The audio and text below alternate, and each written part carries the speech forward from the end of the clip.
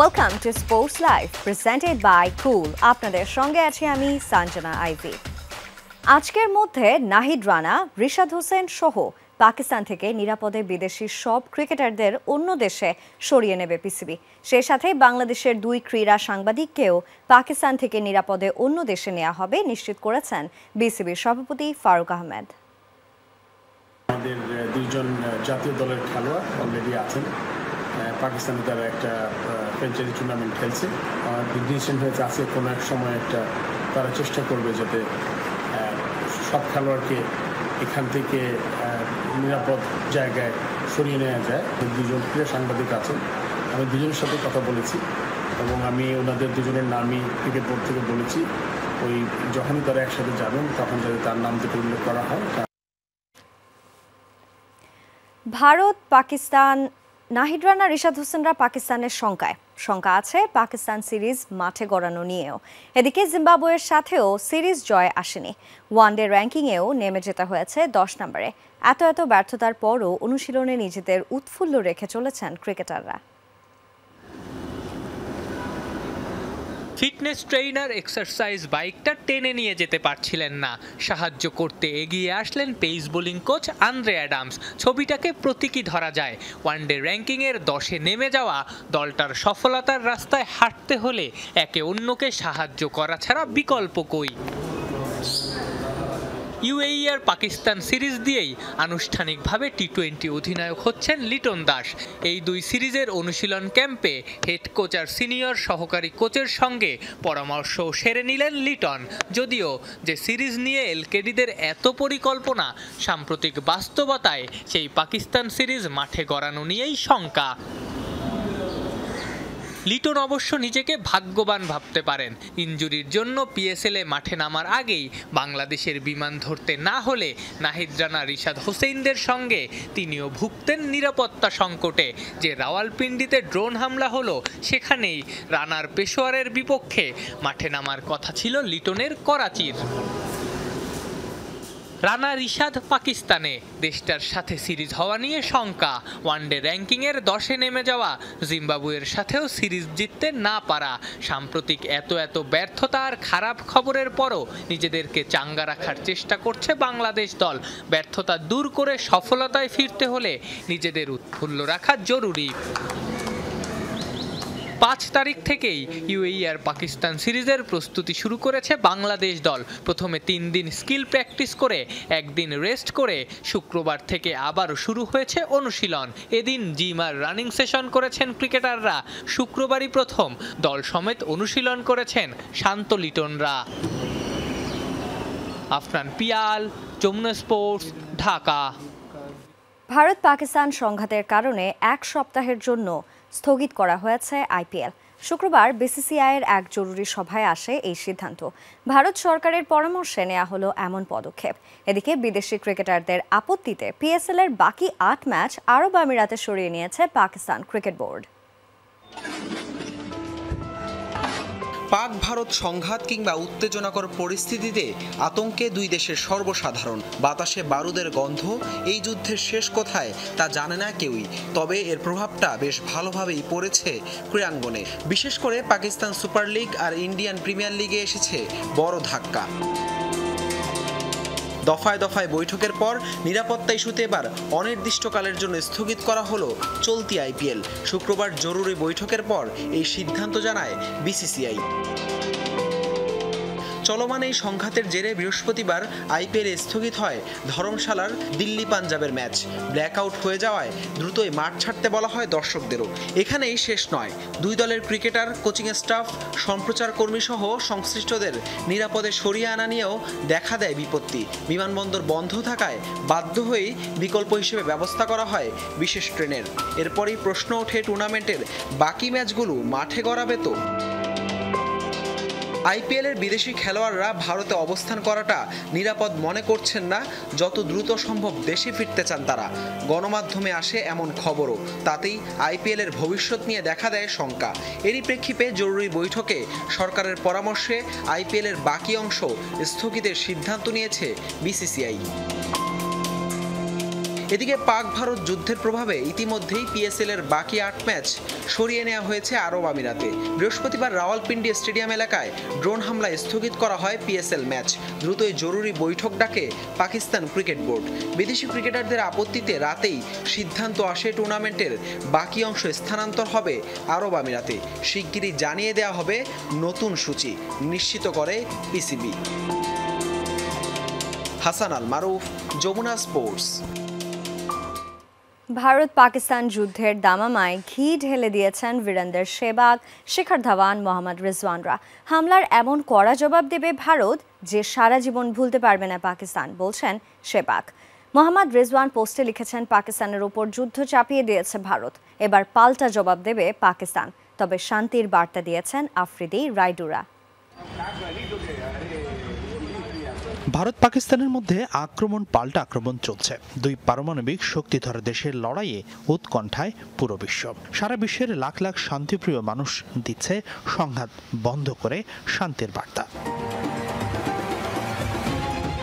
কিন্তু এরই মাঝে ভারত ও পাকিস্তানের সাবেক ও বর্তমান বেশ কিছু ক্রিকেটার যুদ্ধ করার পক্ষে সরাসরি মত দিচ্ছেন, সামাজিক যোগাযোগ মাধ্যমে দিচ্ছেন হুমকি পাল্টা হুমকি।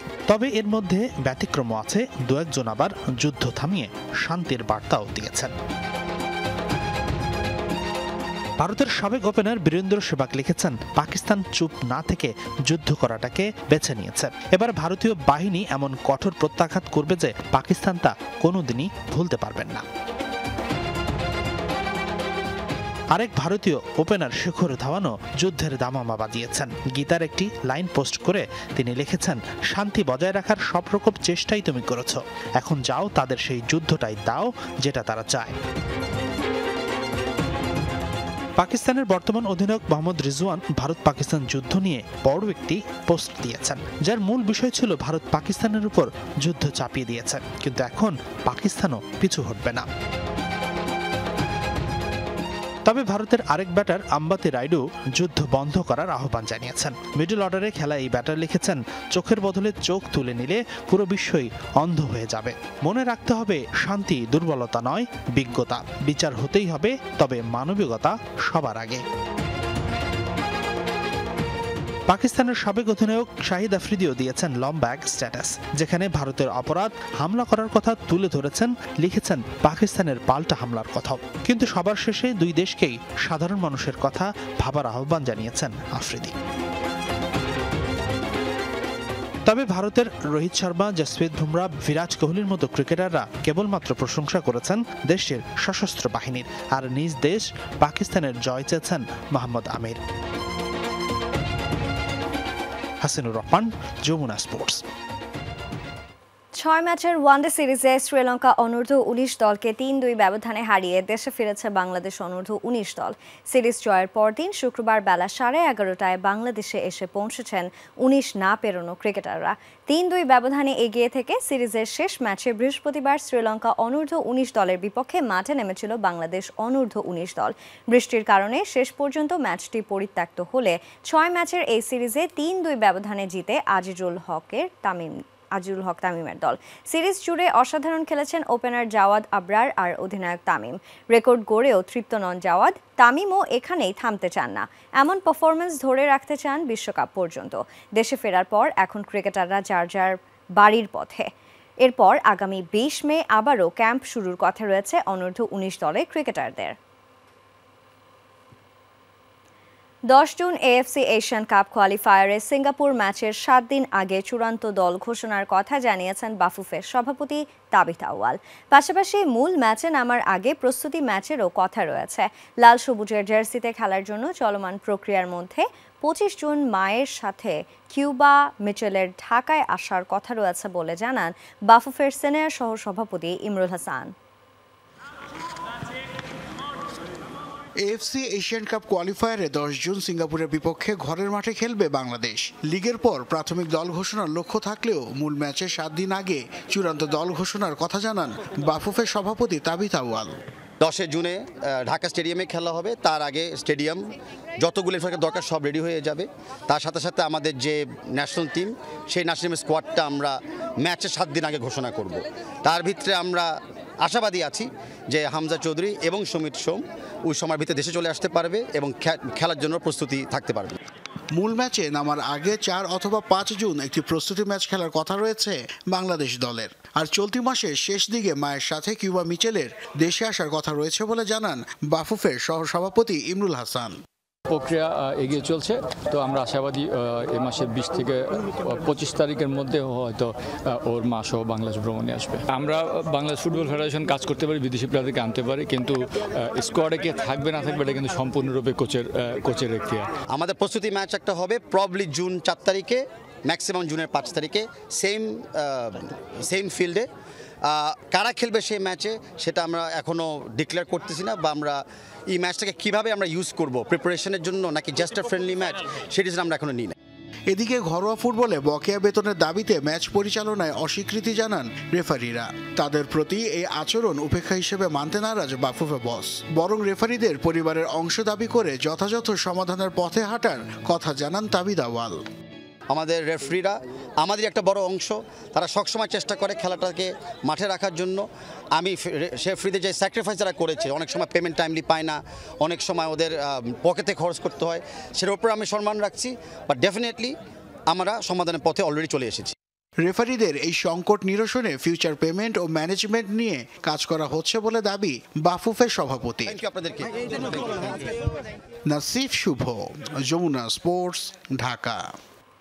হামজা সমিতদের অন্তর্ভুক্তিতে হারিয়ে যাওয়া ফুটবলে উন্মাদনা জাগ্রত হয়েছে বলে মত সাবেক ফুটবলারদের। তাদের অন্তর্ভুক্তিতে নতুন করে স্বপ্ন দেখছে দেশের ফুটবল, এমনটাই দাবি রুম্মান বিন ওয়ালি সাব্বিরের। আর সাফজয়ী সাবেক অধিনায়ক আমিনুল হকের মতে এই ধারা অব্যাহত রাখতে তৃণমূলকেও করতে হবে শক্তিশালী। হারিয়ে যেতে বসা দেশের ফুটবল উন্মাদনায় নতুন করে প্রাণের সঞ্চার ঘটাচ্ছেন হামজা চৌধুরী ও সুমিত সোমরা। তাদের অন্তর্ভুক্তিতে নতুন করে স্বপ্ন দেখছে দেশের ফুটবল। 80-র দশকে হারিয়ে যাওয়ার সেই উন্মাদনা আবারও ফিরে আসছে বলে মনে করেন সাবেক তারকা ফুটবলার রুম্মান বিন ওয়ালি সাব্বির।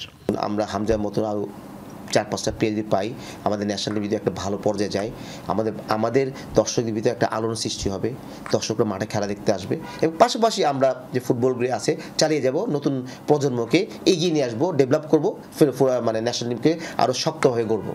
ফুটবলকে সঠিক পথে পরিচালনার জন্য তাবিদ আওয়ালের নেতৃত্বকে বড় করে দেখছেন সাফজয়ী সাবেক অধিনায়ক আমিনুল হক।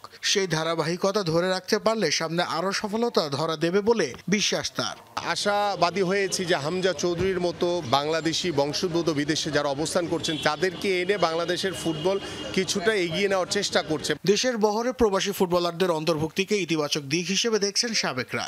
সেই সাথে সংকট কাটাতে তৃণমূলকে বাড়তি নজর দেয়া তাগিদ তাদের। বাংলাদেশের ফুটবলকে এগিয়ে নিতে হয় তাহলে আপনার তৃণমূল থেকে আমাদের হামজা চৌধুরী তৈরি করতে হবে, আমাদের জামাল ভুঁইয়া তৈরি করতে হবে, তাহলেই আমরা সেটাকে কাঙ্ক্ষিত লক্ষ্যে পৌঁছাতে পারবো, আদারওয়াইজ কখনোই এটা সম্ভব না। আমাদের জেনারেশনকে ওইভাবে করতে হচ্ছে, হামজার মতো প্লেয়ার আমরা তৈরি করতে পারছি না কেন, বা হামজার মতো প্লেয়ার আমরা নিয়ে আসবো, আমাদের লোকাল প্লেয়ারকে আমাদেরকে তৈরি করতে পারছি না কেন, সেই দিকগুলি আমাকে দেখা উচিত।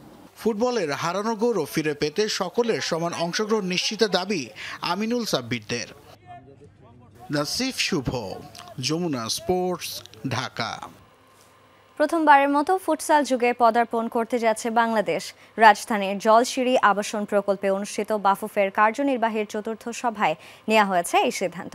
এএফসি ফুটসাল এশিয়ান কাপ কোয়ালিফায়ার্সে অংশগ্রহণের লক্ষ্য বাফুফের। সেই তাগিদে দেশের বিভিন্ন বিশ্ববিদ্যালয়ের খেলোয়াড়দের পাশাপাশি তরুণ ফুটবলারদের নিয়ে দল গড়ার পরিকল্পনা বাফুফের। সেপ্টেম্বরে ইন্দোনেশিয়ায় অনুষ্ঠিত হতে যাওয়া বাছাই পর্বে অংশগ্রহণের মাধ্যমে ফুটবলের নতুন দুয়ার উন্মোচন হবে বলে মনে করেন বাফুফের সহসভাপতি ফাহাদ করিম। প্রথমবারের মতো এএফসি কোয়ালিফায়ার্স ফুটসালে ইনশাআল্লাহ আমাদের লাল সবুজ জার্সি খেলবে এবং বাংলাদেশ খেলবে, এই সিদ্ধান্ত সর্বকুলে নেওয়া হয়েছে এবং সকলে একমত পোষণ করেছে। বাংলাদেশের ফুটবলের জন্য একটি নতুন দুয়ার উন্মোচন হচ্ছে। ফুটসাল নিয়ে এখন আমরা কাজ শুরু করব parallel to whatever else we are doing. সারা দেশের মতো রাজশাহীতেও থমকে গেছে ঘরোয়া ক্রিকেট লিগ। বিভিন্ন ক্লাব নিজ উদ্যোগে হাতে গোনা কয়েকটি টুর্নামেন্ট করলেও স্থানীয় ক্রীড়া সংস্থা বিভাগীয় বা জেলা পর্যায়ে হচ্ছে না লিগ। আয়োজকরা বলছেন দেশের পরিবর্তিত প্রেক্ষাপটে পূর্ণাঙ্গ কমিটি না থাকায় এই আয়োজন আপাতত বন্ধ আছে। তবে এই পরিস্থিতিতে টুর্নামেন্ট আয়োজনের পরিকল্পনা হাতে নিয়েছে জেলা ক্রীড়া সংস্থা। রাজশাহীতে বন্ধ রয়েছে বিভাগীয় ও জেলা পর্যায়ের ক্রিকেট লিগ। প্রশিক্ষকরা বলছেন লিগ থেকে বেরিয়ে আসে প্রতিভাবান সব খেলোয়াড়, কিন্তু বর্তমানে সেই পথ বন্ধ। নিয়মিত প্র্যাকটিস করলেও তাই হতাশায় খেলোয়াড় ও ক্লাব সংশ্লিষ্টরা। রাজশাহী দেখেন এত একাডেমি আছে, হাজার হাজার প্লেয়ার প্র্যাকটিস করে, কিন্তু খেলার সুযোগ কারণ লিগ নাই। বর্তমানে রাজশাহীতে অনুমোদিত ক্লাব রয়েছে 126টি, আর সদস্যপদ রয়েছে 250টি ক্লাবের। সাবেক ও বর্তমান ক্রিকেটাররা জড়িত আছেন এসব ক্লাবের সঙ্গেই। তারা বলছেন লিগ আয়োজনের এই শূন্যতা প্রভাব ফেলবে নতুন খেলোয়াড় উঠে আসার প্রক্রিয়ায়। লিগে তো নতুন নতুন প্লেয়ার দেখব, নতুন নতুন ক্লাব নতুন নতুন প্লেয়ার নিয়ে আসবে, সেগুলো থেকে বাছাই করে ট্রেনিং করানোর ব্যবস্থা করতে হবে। আমরা কিন্তু রাজশাহীতে আগে 7টা থেকে 9টা টুর্নামেন্ট খেলতাম, এখন কিন্তু ওভারঅল ওই টুর্নামেন্টটাই হয় না। আপনি কি জেলা ক্রীড়া সংস্থা চেয়ারে বসার জন্য আসছেন যে আমি চেয়ারটা পেয়ে গেছি, একটা পোস্ট পেয়ে গেছি, একটা সমিতির প্রধান হয়েছি, বাস এটা করলে হবে না, আপনার কাজটা করে দেখাতে হবে।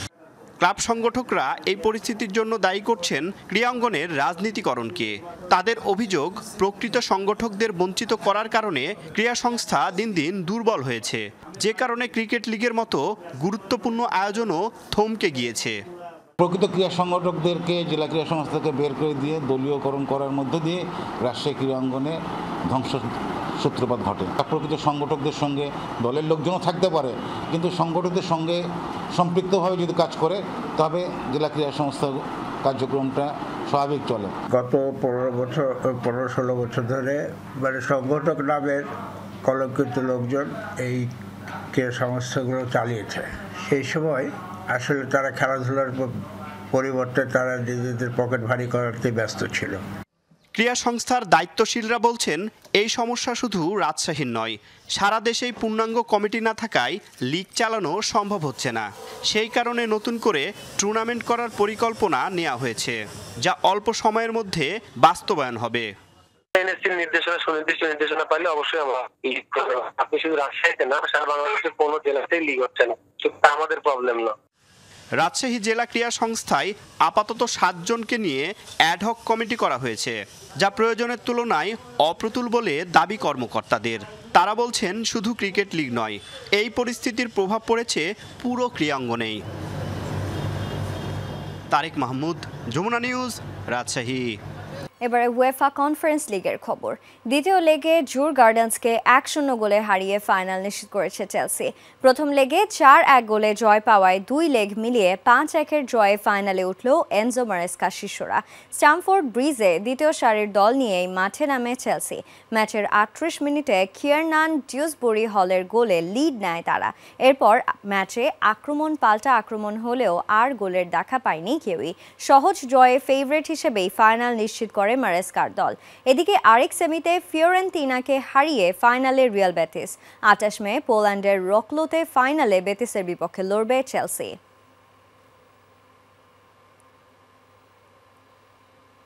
উয়েফা ইউরোপা লিগের খবর। দ্বিতীয় লেগে অ্যাটলেটিকো বিলবাওকে 4-1-এ উড়িয়ে দিয়ে ফাইনালে ম্যানচেস্টার ইউনাইটেড।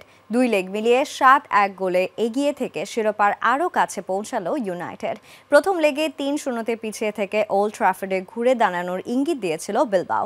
31 মিনিটে মিকেল জাউরেগিজারের গোলে লিড নেয় বিলবাও। সেই লিড ধরে রাখে 72 মিনিট পর্যন্ত। তবে এরপরই মেসন মাউন্টের গোলে সমতায় ফেরে ইউনাইটেড। 79 মিনিটে ফ্রি কিক থেকে ক্যাসেমেরোর গোলে লিড নেয় ম্যানইউ। 85 মিনিটে ব্যবধান 3-1 করেন রাসমুস হয়লন। অতিরিক্ত সময়ে প্রতিপক্ষের জালে আবারও বল জড়ান মেসন মাউন্ট। তাতেই 4-1-এর সহজ জয়ে ফাইনালে পা দেয় ইউনাইটেড। আগামী 21 মে ফাইনালে টটেনহ্যামের মুখোমুখি হবে রুবেন আমেরির দল। আর এই ছিল আজকে স্পোর্টস লাইভ। এতক্ষণ সঙ্গে থাকার জন্য সবাইকে ধন্যবাদ। আল্লাহ হাফেজ।